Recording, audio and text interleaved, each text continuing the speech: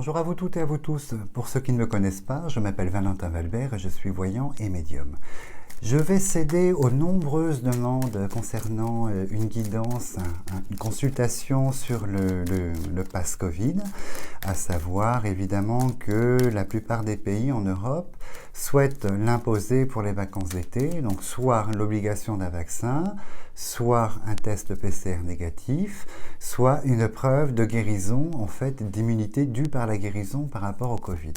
Donc au niveau du vaccin, évidemment, tous les pays n'ont pas vacciné, je prends en référence la France, tous les pays n'ont pas pu vacciner l'entièreté de l'ensemble de la population. Donc évidemment, je pense que par rapport au vaccin, cette année, c'est quelque chose qui sera plus ou moins suivi.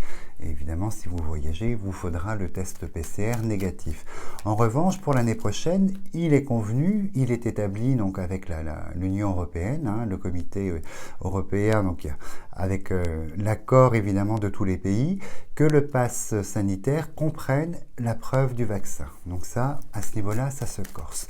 Mais ce que je ressens par rapport au vaccin est complètement, comment dirais-je, différent. Donc on va faire d'abord en entrée de jeu. On va commencer la consultation et on va voir ce que je peux ressentir par rapport à ça. Donc vous voyez, on coupe sur la maladie, hop, je la mets à l'endroit, et l'entreprise qui est ici, l'entreprise, je la montre ici, pardon, l'entreprise, on entreprend en fait, voilà, les actions, on entreprend des choses par rapport à la pandémie, la maladie qui est ici. Donc là, on est dans le thème, on entreprend ce fameux pass, on va dire passeport Covid. Alors, je vais étaler mes cartes. Je fais en sorte que vous les voyez un petit peu, mais bon, c'est pas une super caméra non plus, donc on ne peut pas trop zoomer. Je vous montre les cartes importantes au fur et à mesure, de toute façon.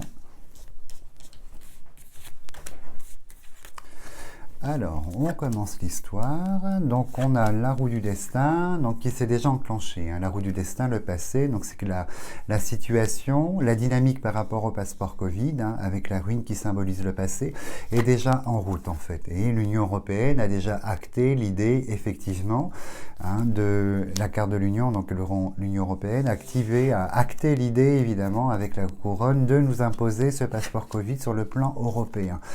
Vous voyez, je pense que là, on aura après dans ce coin-là la carte du mouvement du voyage par rapport aux plaisirs. Les plaisirs, y compris également les vacances d'agrément et les déplacements intra-européens, je pense. Donc, vous voyez, on a la chauve-souris qui ressort ici, qui est accompagnée, on va dire, du serpent, du caducée ouroboros, donc de la pharmacie, et on est vraiment le passeport Covid, c'est acté, c'est signé, et on retire la maladie à côté du serpent, qui nous indique qu'effectivement on est dans l'idée de se prémunir, dans l'idée de d'éviter l'expansion en fait de ce Covid-19. Alors, du coup, moi, ce que je ressens personnellement depuis plusieurs semaines, ça fait un petit moment, l'Union européenne a acté pour le passeport Covid, mais en revanche, je vois différents gouvernements en fin d'année remettre en cause ce passeport Covid. Le remettre en cause puisque il y a une résurgence, évidemment, quatrième vague, c'est imparable, à la rentrée, donc pas la rentrée de septembre, on va dire plus fin d'automne, début d'hiver, je vois une résurgence covidique sur le sol européen, mais avec un virus qui est totalement très très étonnant et on va dire avec une connotation de forte nouveauté. Et effectivement, je pense que les personnes qui se sont vaccinées pour se prémunir en fait de la Covid-19, on va dire, ce mutant, ce virus, cette Covid mutée, malheureusement, je pense qu'il va réussir à infecter bon nombre de personnes déjà vaccinées. Donc ça, c'est ce que je sens, ce que je ressens profondément quand je me concentre sur la dynamique du passeport Covid et du vaccin. Et évidemment, je vois effectivement que les États vont revenir, en fait, vont revenir, on a les ciseaux qui sortent. Vous voyez la parole, l'Union européenne qui nous fait une déclaration, parce que je me concentre sur la fin d'année, l'Union européenne, donc différents pays qui prennent la parole et qui nous font une déclaration par rapport au passeport Covid. Et vous voyez la déclaration, ce sont les ciseaux par rapport à la maladie, ce coin-là est assez négatif. Par rapport au passeport Covid, vous voyez, on a l'officiel, les États ici, une déclaration d'arrêt de ce passeport Covid, et voilà, l'arrêt qui est symbolisé en plus des ciseaux par la fatalité, la faux qui coupe la dynamique de ce passeport Covid. On va se lancer lancé évidemment beaucoup de recherches, hein. On est sur la sphère des recherches médicales avec la maladie, la longue vue. Avant de relancer, vous voyez de manière officielle, hein, on a à côté de la maladie, on a en seconde lecture le caducée de la pharmacie, le soin, la recherche médicale et la maison de la santé, la campagne santé. Et on a, vous voyez, donc pour moi, voilà, ça confirme ce que je ressentais. Les différents États, hein, vont reconnaître qu'effectivement les campagnes de vaccination par rapport à la Covid-19 ne fonctionne pas à la hauteur de ce qu'on attendait, puisqu'effectivement, face ne serait-ce qu'à ce virus, on va dire muté ou super muté de cette fin d'année, beaucoup de personnes, malgré les injections, ici, retombent malades. Donc on a la parole de l'Union européenne, avec l'administration qui est là, on est vraiment dedans, hein, l'Union, la prise de parole de l'administration en fait européenne qui nous déclare qu'effectivement, qui prennent du recul dans l'obligation d'imposer le vaccin, puisque je pense qu'il faut revoir les conditions vaccinales et revoir les vaccins par rapport à la Covid-19. Donc il y a beaucoup de choses qui se passent aux Seychelles, par exemple, hein, en Israël également, donc à voir, je vous laisserai vous renseigner, mais ça confirme en fait ce que je ressens. Et on a ici la valeur d'un tribunal. On a la valeur d'un tribunal qui sort avec les ciseaux qui sont juste à côté, qui nous disent, bah voilà, on va acter de manière officielle, hein, les décrets, les obligations vont être cassés en valeur juridique, puisque la dynamique du vaccin qui ne fonctionne pas à la hauteur de ce qu'attend l'Union européenne, tout de suite, on a l'héritage. Donc, en fait, c'est le retour de cette situation. Et évidemment, la carte des choses cachées qui ressortent, en fait. On va garder le silence, hein, la parole est cachée. On va garder le silence par rapport à tout ça pendant un certain moment, avant de pouvoir s'autoriser, peut-être pour s'apporter davantage de preuves, de statistiques pardon, ou d'études par rapport à ça, mais la parole de l'Union européenne ici va rester cachée dans le silence un certain moment. C'est écrit et c'est très très fort, hein. Ça c'est une évidence. Et on a ici, voilà, avec l'administration qui est au-dessus, hein, les clairons, on a le papier, on a le décret officiel qui sort pour l'abandon, effectivement, du passeport Covid, ne serait-ce que pour cette année, dans le but d'organiser ici, toujours dans la sphère de recherche, la longue vue, la maladie, d'organiser, malheureusement, de nouvelles recherches concernant ce Covid pour actualiser, en fait, les vaccins. Et le premier problème très très important, c'est sur la vieillesse ici. Hein, les personnes du troisième âge vont faire les frais, malheureusement, de ce virus, de cette résurgence de virus, en fait, en fin d'année. Notamment ici, tout ce qui concerne la sphère cardiaque, en fait.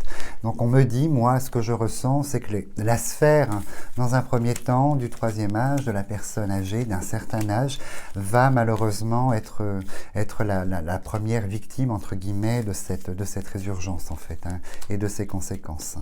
Alors, je vais un petit peu plus loin. Donc il faudra compter beaucoup de barouf en fait en fin d'année par rapport au vaccin, par rapport à ce comment dirais-je, ces décrets qui vont avoir du mal à tomber en fait rapidement suite aux études. Et on est vraiment dans une confrontation qui s'installe au sein de l'Union. Hein, vous voyez, j'ai l'homme, la femme, donc on va dire les camps, les liens de l'Union européenne qui sont là avec la famille, mais surtout le feu. On a le feu dans les rapports avec la carte de la pensée amitié. Donc on va voir quand même un souci au niveau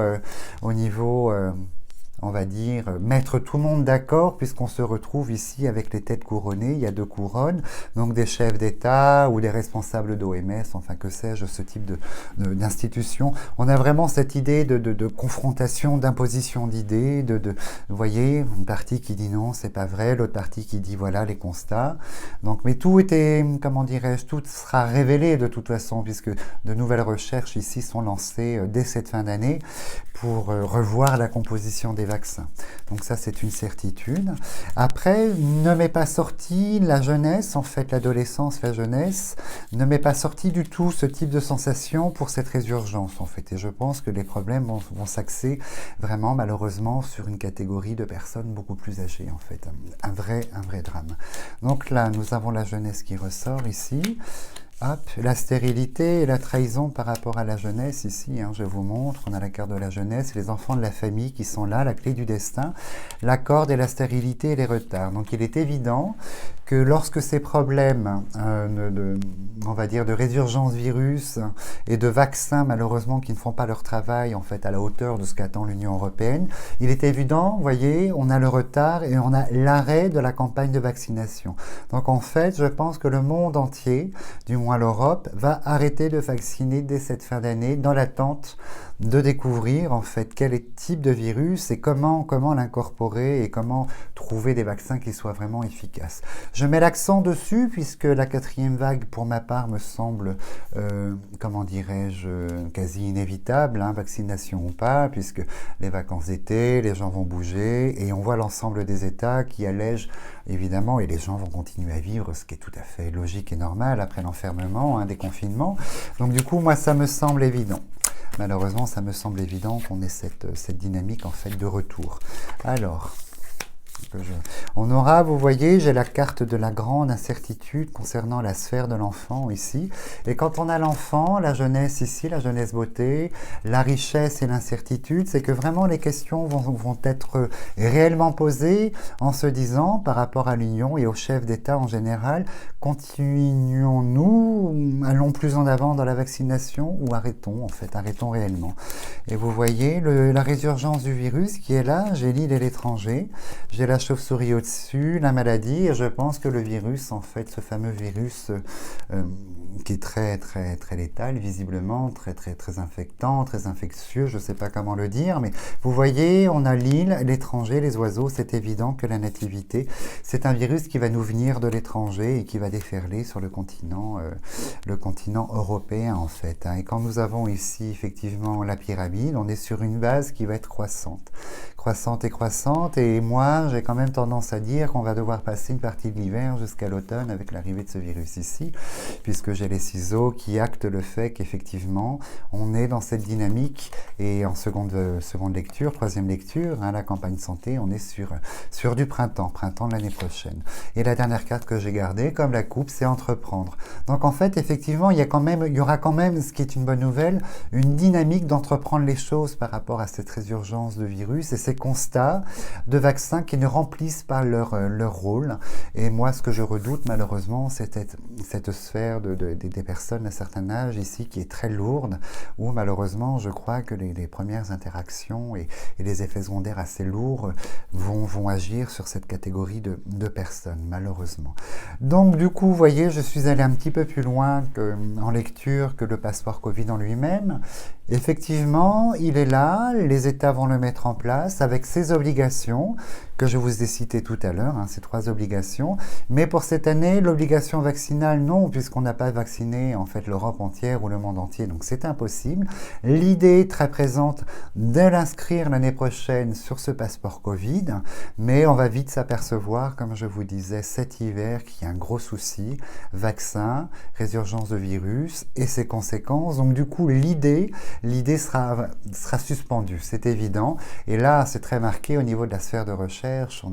On a la pharmacie doublement, le serpent, le caducée de la pharmacie, la maladie, la longue vue, avant de trouver vraiment quelque chose qui soit cohérent et qui soit efficace en fait par rapport à cette résurgence en fait du virus de la Covid-19 très transformé pour la fin de cette année et qui nous viendra. Le changement nous vient de l'étranger, la carte du changement qui nous vient de l'île et l'eau, qui nous vient de l'étranger, mais il y a toujours l'environnement. On a l'environnement, donc ça ce sont les gens, les déplacements de population, les gens, les vacances. On a la carte du printemps-été, vous voyez la table, on bouge. Donc quelque chose où les populations vont déplacer ce virus qui est pour l'instant un petit peu, on va dire, pas caché, mais très méconnu, excusez-moi pour mon toutou, mais très méconnu en fait, très méconnu. Et quand je vois la première ligne, on est sur la foudre et on est sur la foudre en fait, et puis malheureusement on est sur le chat noir. Donc ça annonce un petit peu cette dynamique. Donc j'aurais aimé parler d'autre chose, mais bon voilà, vous êtes nombreuses et nombreuses à me le demander, donc pour le coup voilà ce que je ressens, ce que je perçois pour la dynamique de cette année. Et je parlerai de l'année prochaine, en fait du premier trimestre 2022, plus en avant, un petit peu plus tard.